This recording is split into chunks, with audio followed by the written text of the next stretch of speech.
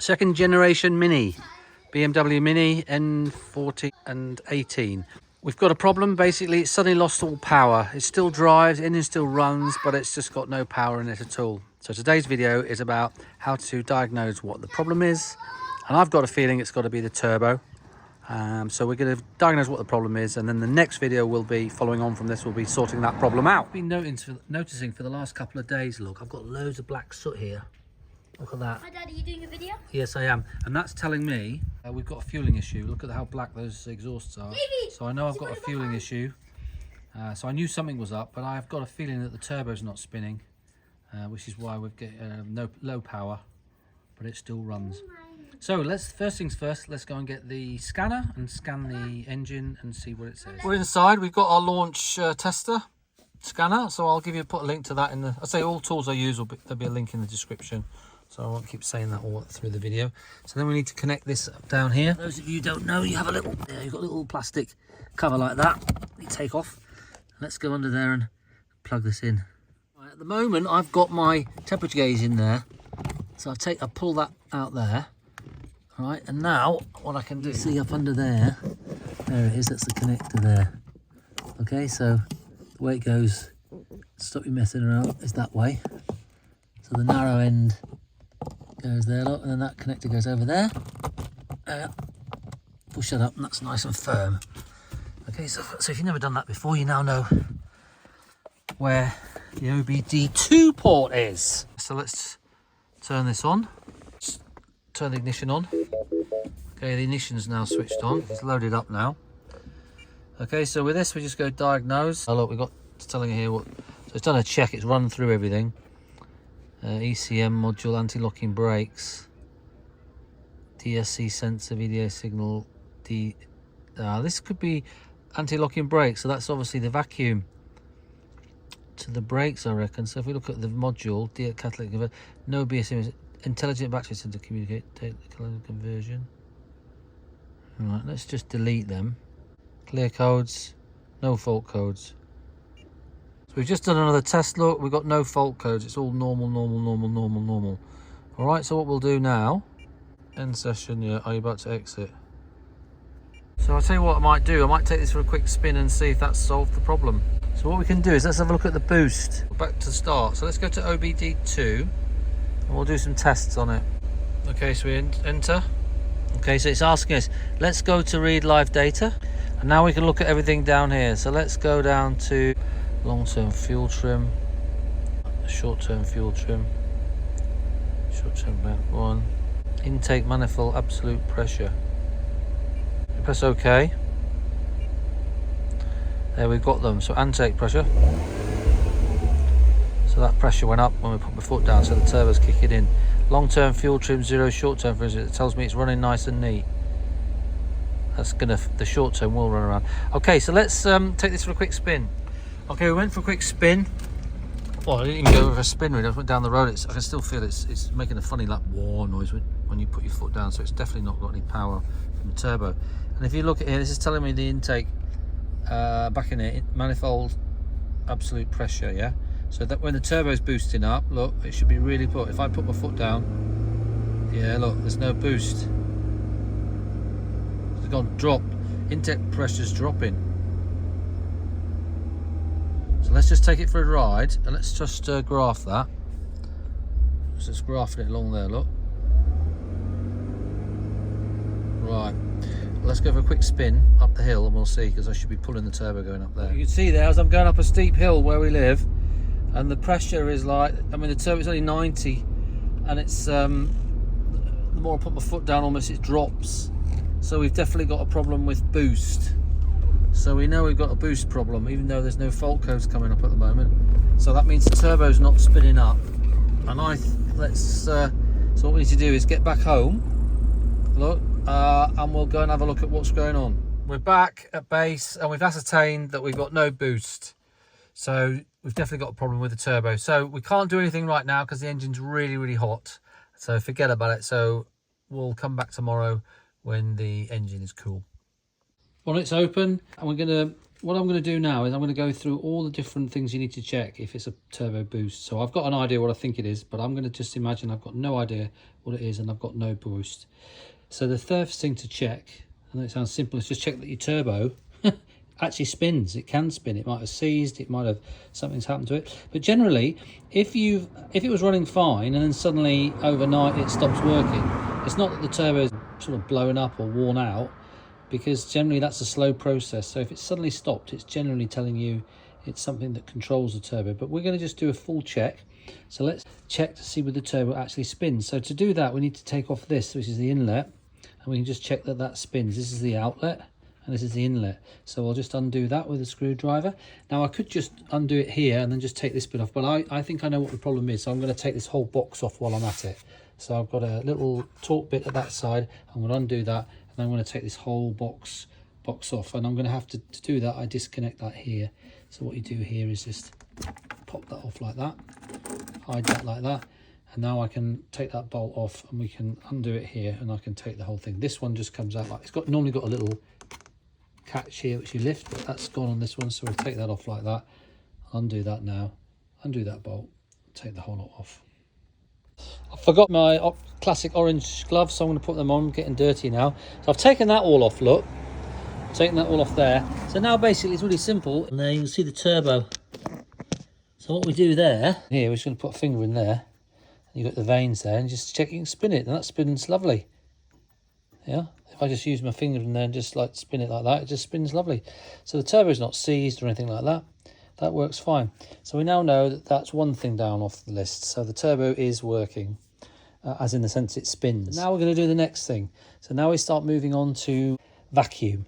So the way these turbos work on the Mini is it's you have a vacuum pump here, which creates a vacuum, and you've got this one here, which goes out here down into the bottom into what they've got like a vacuum reservoir. So that basically is a bigger vacuum, so that can hold a vacuum reservoir, and then it goes through into the solenoids there, and then it comes back out here down into your wastegate. So now we're going to check at the first, we're just going to fully check the turbo. So what we can do now is we pull this off here. So this is your vacuum here, this is from the vacuum pump and your reservoir. We're going to pull that off there. And then we've got, this is the wastegate valve here. All right, so let's pull that off there. It's really handy to have some set of these long screwdrivers. I'll put a link in the description, but literally you just put it there, pop, and then the pipe comes off there, look. So we've got that off there.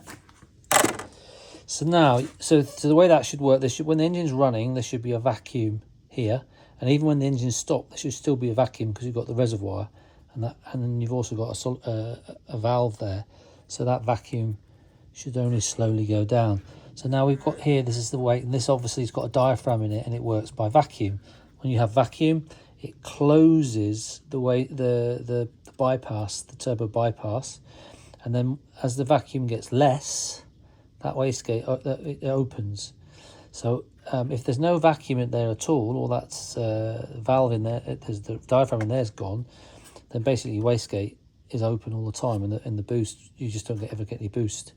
So first of all we need to check that. So what we're going to do there is we're going to get our Mityvac. Now this is the Mityvac. I'd say this is a pretty essential piece of kit if you're going to be doing stuff on cars, and it'll pay for itself 10 times over. One in time, and also in just no hassle. So this is the top of the range one, which is an all aluminium one, but you can get some, they make a sort of a more value friendly version which are plastic. So I'll put a link to those on the description. So what this does is if you have it set to vacuum, as you pump, you create a vacuum, or if you have it on pressure, as you pump, you create pressure. So we've got a pipe here with a little bit of rubber on there, which we can then put over there, and we can create a vacuum. But as always with tools, let's just check it works, okay?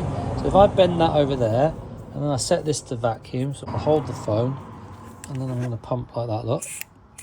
Yeah, see? That's pumping.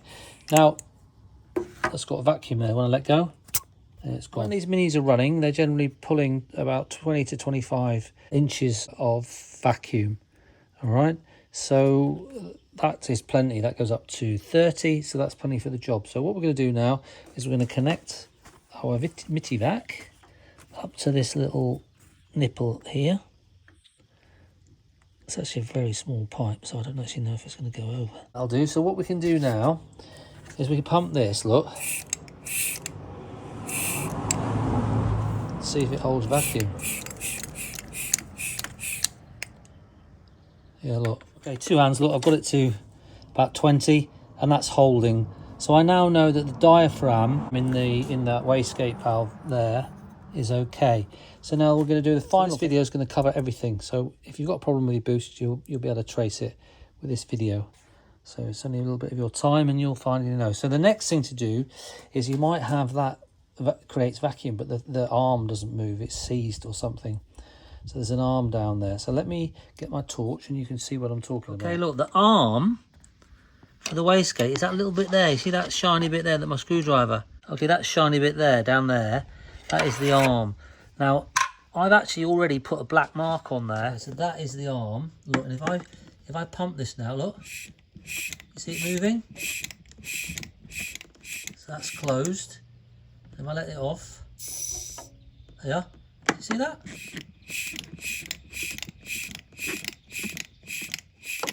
That. Wonderful. You see how easy that is with the Mityvac. So we've now ascertained the valve in there is okay. We now know that this is not seized because we can see the arm move, which means your valve in there is closing. And the only thing is maybe that valve fell off, but you know, I don't think that's going to be a problem because it's a fairly new turbo. So I'm pretty happy with all that working.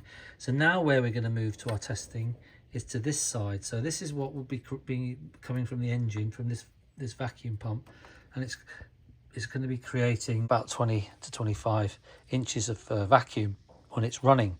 Now, what we're going to do is we're just going to test that now. Right now, you don't need to. I mean, you just imagine those pipes. It comes from there, it goes down there into a reservoir, and it's got a couple of like valves, solenoids, and then it comes back again to here. So we've checked that this works, we checked that that works, and the turbo spins. So now we're checking this. Now let's see if we can get some vacuum in here.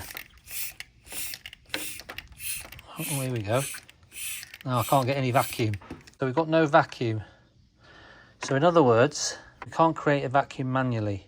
Now I can always start the engine, and we'll see, but I don't know, I've got the thing off. But you might start the engine and you actually have got vacuum there. Because I can't get any vacuum there, I'm pretty certain that these pipes or something split down there, and it goes underneath the inlet manifold. So we may need to take the inlet manifold off. Now, this is where the Mityvac needs to pass over to the next piece of kit, which is a smoke tester.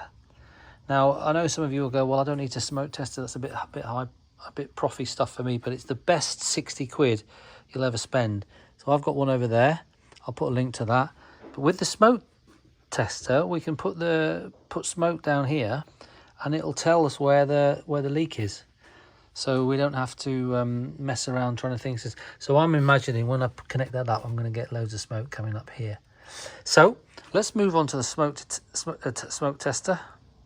And it's a brilliant piece of kit. So you need an air supply in there, which you can take from. It has adapters to take from your tyre in there. Well, I use the compressor air line, and then you've got this is the outlet. Now this has already got an adapter. I put it down into your O2 sensor hole, because if you've got one of these minis, honestly, this will be the best piece of kit you've bought. It will save you so much headache, because these minis are renowned for being really, really sensitive to vacuum leaks or any sort of leaks in the exhaust system for emissions. So quite often you'll find the flexi underneath the mini has gone, and you will swear there's no crack in it, but if you run one of these things through it with gas, then you'll suddenly find you've got a leak, and that will put your emissions out. So lots of minis fail their emissions purely because of a crack in the exhaust flexi. Okay, so you have a possibility to connect that to your tyre. It comes with all these different adapters to fix it to different things, different size holes and things like that. Brilliant. I'm not going to go through all that, and then it runs off the battery, so it's great. So I'm just going to quickly start my compressor up, and then I'll get some power. Okay, so we've put the line in the back, we've turned it on. That's the smoke, this is the power. So what we can do now, look, this tells you this is how much like volume of smoke is coming out. So what we'll do, turn that up to say 1. there it is coming out there. Honestly, brilliant pieces of kit this. So that's the smoke. I mean, yeah, you can do it with like you know, DIY type thing, but to be honest, for the price, it's brilliant. And that's just running off of a bit of paraffin in there. Okay, so that's running at quite a nice rate in there. So I'm going to connect that up to there. We'll see what that's going to be filling up the system down there. So hopefully, should start to see some smoke coming out. So I've connected that into there, look, and the pressure, so the flow rate has just dropped right down. So that's basically, look, comes out there, and it's not. So that's telling me actually that pipe. I don't understand why I can't get any vacuum in it then. Okay, so I've taken off the vacuum line from the actual pump. Look, and that's coming out of there fine. And then if I put my thumb over it, you see, look, the ball there starts dropping. It's just telling me